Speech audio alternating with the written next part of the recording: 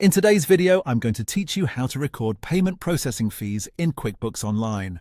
If you use a payment processor and the amount that reaches your bank is slightly less than what your customer actually paid, this is usually because a processing fee was deducted first. The goal here is to record the full customer payment correctly and then record the fee separately so your books stay accurate and your bank deposit matches the net amount deposited. Start by receiving the payment. In QuickBooks Online, click on New, then choose Receive Payment. Select the correct customer, choose the payment method that was used, and make sure you put the payment into undeposited funds.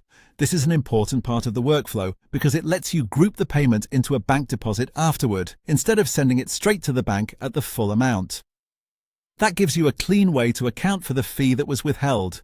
Once the payment has been received, the next step is to enter the fee through a bank deposit. Go back to New and select Bank Deposit. In the section labeled Select the payments included in this deposit, check the payment or payments you just received. This tells QuickBooks which customer payments are part of the deposit that actually reached your bank account.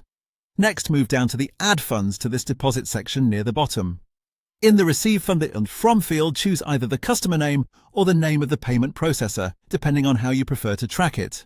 Then in the Account field, select your bank or merchant fees expense account.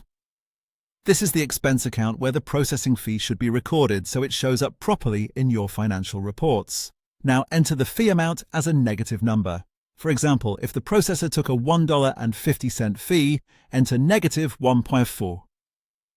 Using a negative amount reduces the total deposit so it matches the net amount that actually hit your bank account. That's the key to making your records line up with your bank feed and avoiding confusion during reconciliation.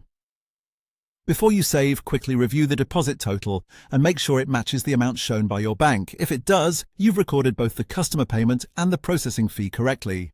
This method keeps your income accurate, your processing fees properly categorized as an expense, and your bank deposits easy to reconcile in QuickBooks Online.